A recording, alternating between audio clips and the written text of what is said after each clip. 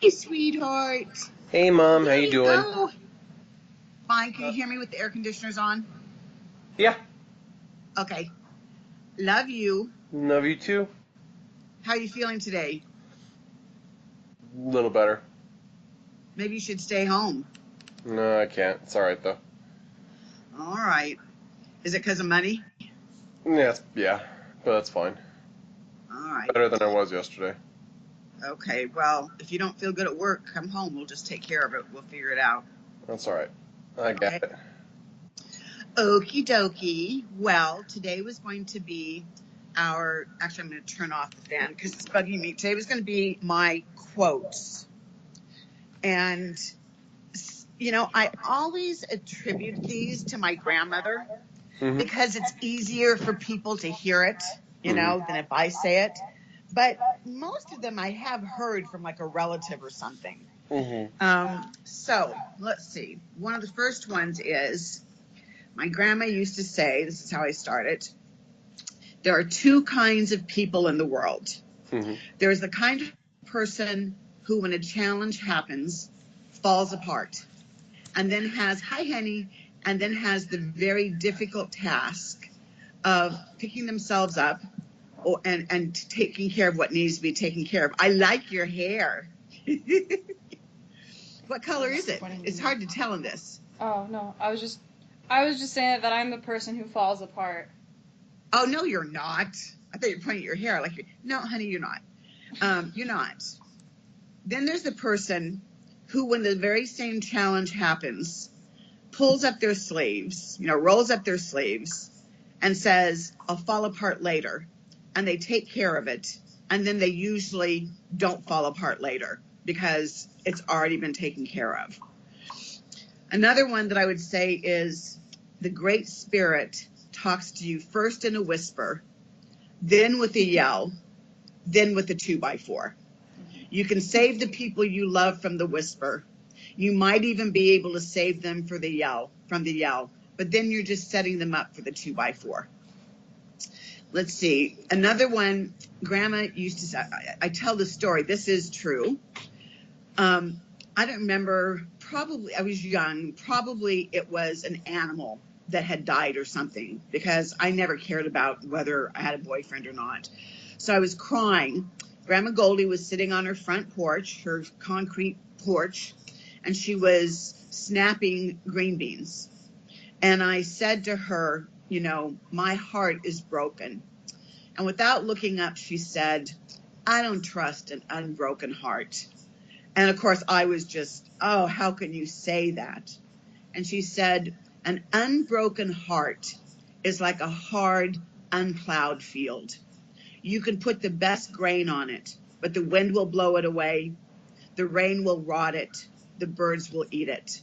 But you take a hard metal plow and you dig into that earth and you till that soil and mark that soil and you'll have a beautiful crop. And she'd say, show me an unbroken heart and I'll show you a person who lacks compassion. She'd say, show me a broken heart, a bruised heart, a scarred heart, a healed heart, and I'll show you somebody that knows how to love, knows how to forgive, and has compassion. And of course, I always add that there is another option people can choose, which is to become bitter and angry. But that's its own hard, unplowed field. Let's see. Another thing, I think I told you this, and we put it on tape last time, but I used to hear that whether you're 8 feet under horse manure or 8 inches, the view is still the same.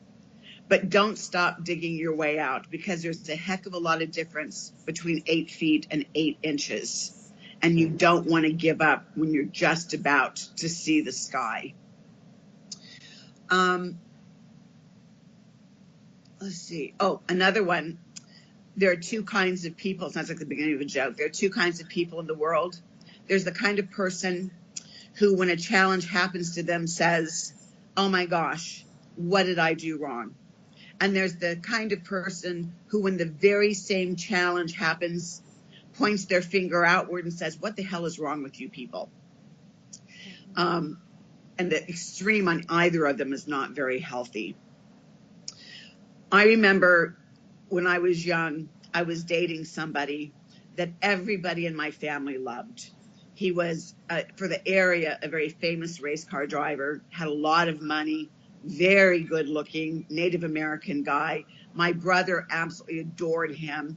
He spent tons of money on me, changed the locks of my apartment, brought me new tires, bought me perfume and gifts. And, I mean, I guess I felt it was okay, but I must not have felt it was great, because I remember looking at my grandma and saying, Grandma, how do you know if you're in love with somebody? And without missing a beat, she said, if you have to ask, you aren't. And of course, my response was, it can't be that simple. Tell me something. But I knew she was right. And so I had to break up with them. And my whole family was absolutely infuriated. My brother didn't talk to me for 3 months, but my grandmother completely understood. She did not care at all. Then there's something your Grandpa Dameron told me one time. I was having a very, very difficult time in my life. And he had said to me, Sissy, come see me. You can stay here. You don't have to do anything. I'll take care of everything. So I went. But, my dad's not a very talkative man about emotions. And so a few days went by, and I was sort of just hiding out in the bedroom. And I came out. It was just he and I. And he was watching some kind of TV program. And I sat down on the couch. And I said, Daddy, I'm really sad. I'm really having a hard time. And he looked at me and he held up his 2 fists, kind of shoulder height, clenched. And he said, Sissy, and he shakes his left fist and he goes, this is the average person. This is their life. They may like it.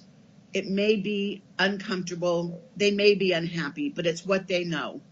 Then he holds up his right hand and shows me that curved, clenched fist. He says, and over here is happiness. He says, we like to think that we leave what's uncomfortable, that left hand, for what's happy, the right hand. He goes, but unfortunately, between the two is the unknown. And people are afraid of the unknown. So where they are has to get more painful than their fear. And when that gets more painful than their fear, they'll leave what no longer serves them, and they'll set out for happiness. I used to talk about, I still do sometimes, because of course I used to do the tarot cards for people. There's a tarot card called the Tower. And in tarot, the Tower is something that a lot of people don't like to see. The Tower is of course there are countless decks, but in kind of the traditional tarot deck, the Tower is a single-storied sort of, almost like a Gothic or a castle-like single circular tower going up into a blue sky. All around it are rolling green hills. And the sky is blue, but there's a small cloud. And out of this cloud reaches the hand of God with a lightning bolt. And in the tower, there's a window. And depending on the deck, there are 1 or 2 individuals that are tumbling out of that tower. It's uncomfortable. Basically, the tower represents everything we've worked for. It represents our jobs, our mortgages, our relationships. And the common denominator always in the tower experience is that somebody either allowed to themselves, even subconsciously, in that tower they've created with all the best intentions, there's a part of them that says, is this all there is? Is this what I'm meant to do? But because we've worked hard for it, because it's familiar, we have a hard time leaving it. So our Creator, and of course I say the Great Spirit, and somebody else may say God, Buddha, or Allah, or whatever, our Creator, out of infinite love, crumbles that tower. And the tower experience only happens if there is something better for us that we can't leave on our own. The marriage that we're not happy in, but that we think, if I leave it, I'll have nobody else. The job that pays well, but we hate it and we think I can't afford something else.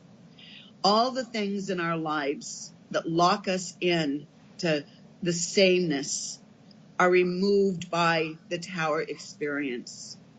And we take our knapsack and we stride through the rubble and we move toward that next happy thing.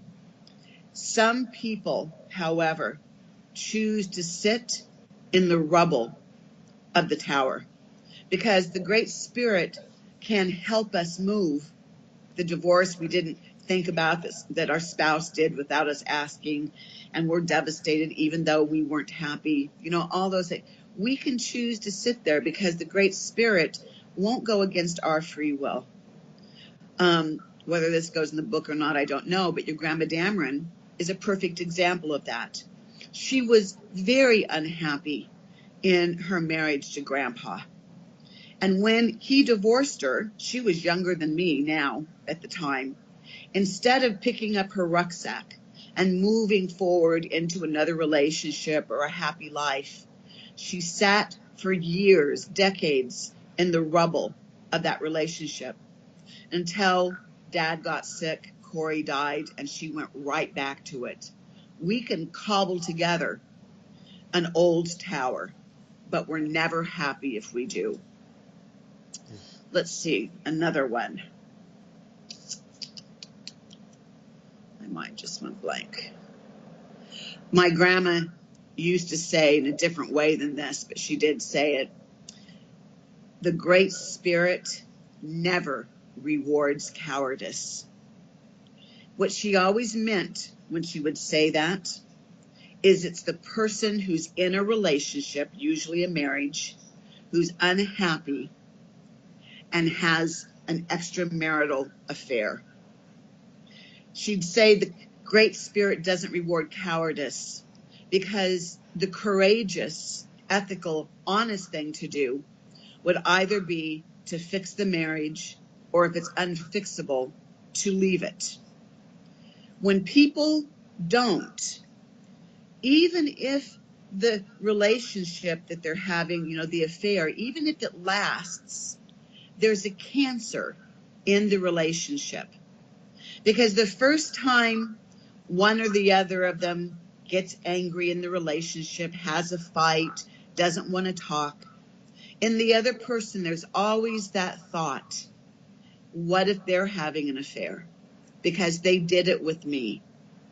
So it's not that it's a moral judgment. It's just that it very rarely works. But Grandma was pretty direct about that. The universe doesn't reward cowardice. Let's see. Hang on. I would tell people who come to me as a medium, when I would explain, or when I explain to them the mediumship process, I always say to them, sometimes the people we love the most don't come through in a particular session. And I always add, well, I don't expect this to happen to you. If it does, please know that it has nothing to do with your loved one loving you or not.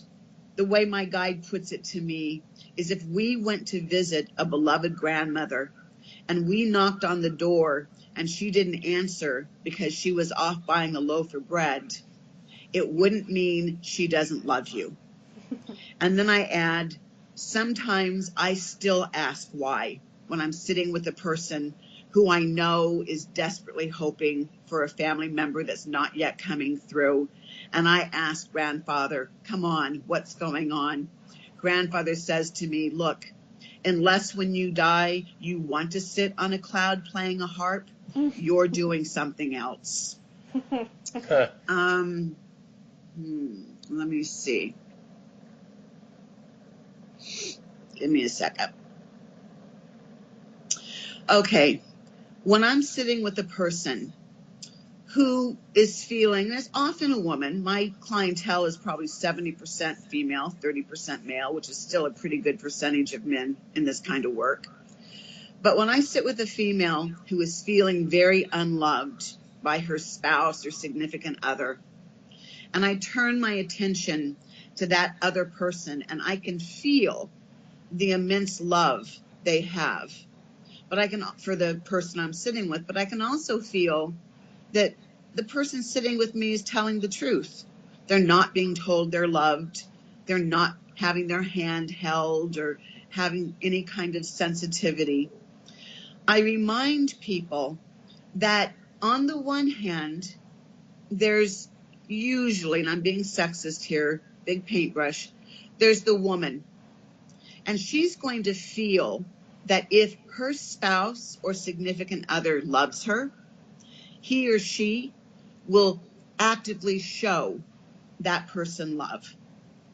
But I always remind people that while the ability to love is universal, the capacity to show love depends entirely on the person.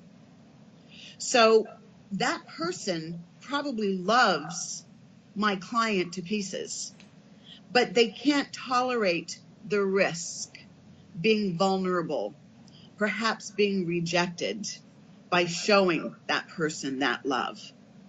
So I tell people it doesn't solve your problem of not feeling loved, but it's rarely that you're not loved.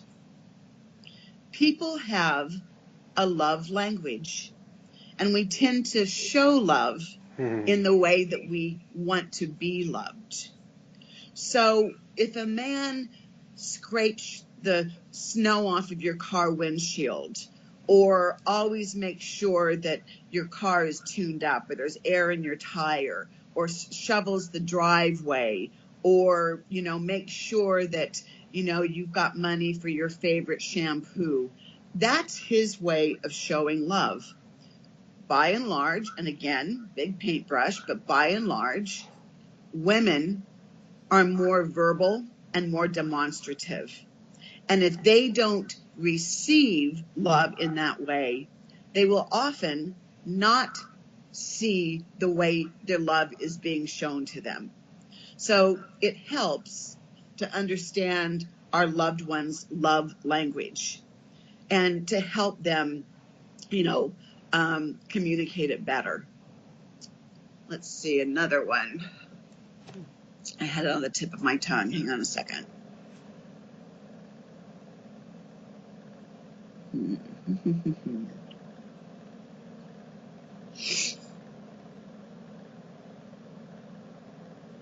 Okay. I tell people, and this is going to sound sexist, and frankly, it's quite politically incorrect, but this is what I see. And I'm going to say women and men, but I know that there are same-sex couples and there are men who show more of an emotional side than women. But women often talk about how men are afraid to make commitments. And what I will tell them is that as an Indian, we see ourselves as two-leggeds, no better, no worse than the four-leggeds that we share Mother Earth with, the winged ones, all the creatures of this earth. And if you look at any species, you look at, let's say, a herd of deer, you're going to see that those bucks have to compete for those does. When we ignore the fact that as a species, typically the male or the dominant one in the relationship is a predator species, or is one that looks and kind of competes, then women will realize that the best thing they can do is not put every single thing aside for a man that they're interested in. Because energetically, that person feels that you have set your sights on them and that they are laser focused on you. And any man will typically, at some point early in the relationship, run like hell. So I tell people, men or women in that situation, don't stop your life. It's fine to have a focus on a person. It's fine that you get to the place of wanting a commitment before they do, but everybody has their time frame in a commitment, and your time frame is not necessarily theirs. So the old saying that our grandparents used to say, you won't buy the cow if the milk is free, is kind of true. And it's not anything about morals or, that type of thing. It's just human nature. Is that my kitty? Sebastian. Sebastian, his little bald face. Hi, little Sebastian. Oh, look at you. You look like Precious. His eyes. Yeah. His eyes. He doesn't like being held like that. Yeah, That's a goofy look for sure. He's traumatized. Let's see. Something else came to me, but I couldn't. But I lost it. Hang on a second.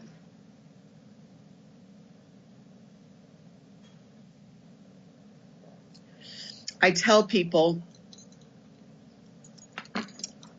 happy, healthy love happens when you're pursuing a happy, healthy life.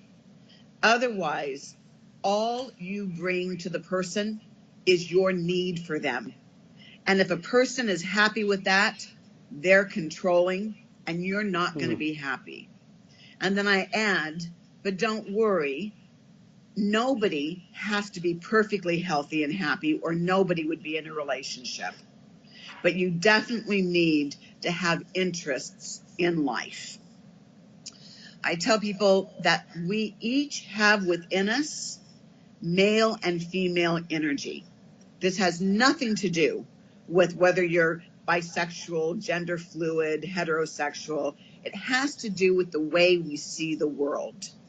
As a general rule, and again, this is very general, when I read energy, if a person is not sitting with me or dead, I have to read their gender by their energy. And if I read somebody who is strong-willed, opinionated, moves headfirst into the world, maybe a little less sensitive, practical, linear, logical, I'm probably going to see that as a male. If I feel that somebody's energy is sensitive, introverted, vulnerable, more emotional, I'm going to expect that person is a female.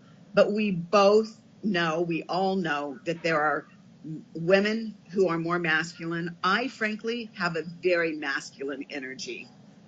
And there are men who are more sensitive. Nathan, if I had to guess your gender, I would guess your gender is female. If I had to, and it has nothing to do, again, with you not being masculine or with you being effeminate. You can talk, but you tend to be a quieter person, and you are a beautifully expressive person, and you move forward heart-centered. And words are your second language. You're very articulate, but I tell people, when you're heart-centered, emotions are your first language. And words are very, very limited in expressing emotions. And so usually people like you and me, because I am heart-centered, we're articulate, but it's an effort. It's not the easiest thing.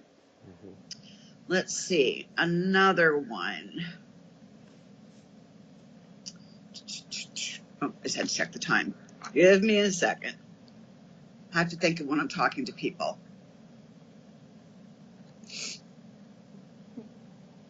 All right. A lot of people come to me with an irritation at people in general or people specifically. And the interesting thing is a lot of the people that are very, say, spiritually, they're spiritual seekers. Maybe they've done a lot of therapy or a lot of self-reflection. They will often get very frustrated with the person that they're with. I say it's almost as though you think that if you just speak slow enough, in small enough syllables and loud enough, you can get your opinions and your ideas to the other person in a way that they can accept. But what I'll tell those people is that sometimes the person we're communicating with doesn't have the language to even understand what we're saying. What do I mean by that? It's like I can have a kindergartner who has a genius IQ. Genius. I have a graduate level student who's a math student who frankly has an average IQ. But if that graduate student tries to get the kindergartner to know what 10 times 10 is, that kindergartner is probably not going to be able to do it.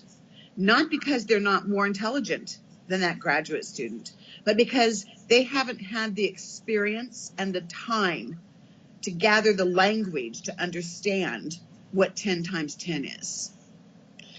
I often also say in that vein, half as intelligent, twice as happy. Half as intelligent, twice as happy. I sometimes explain a person's sort of ADD energy, and I'll say this.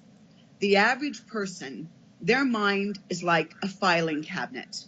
When they need something, they open it up, they flip through A, B, C until they find what they need, and they grab it. A person, Nathan, like you and me, not so sure about Corinne, because Corinne's a little bit more logical than us, but I think it's still the same.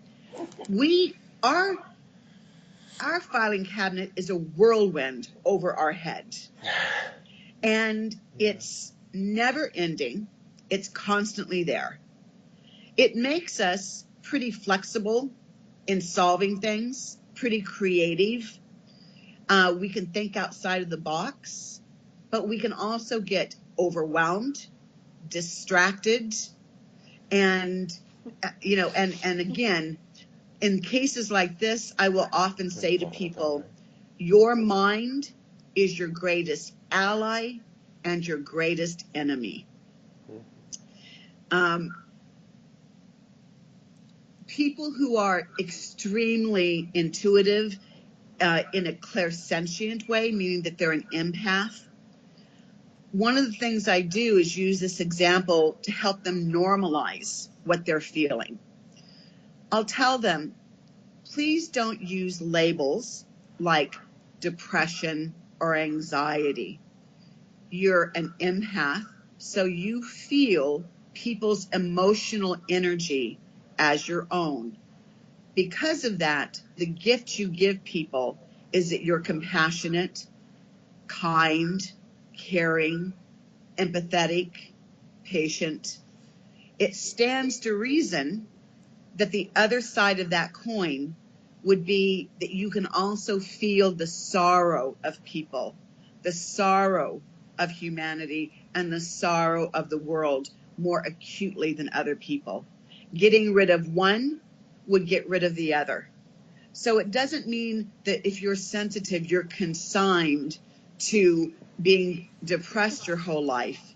It just means you have to manage that.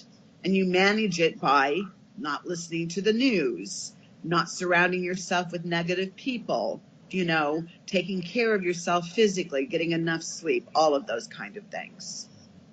Let's see what else. There's a lot of things I say, but I can't remember them all.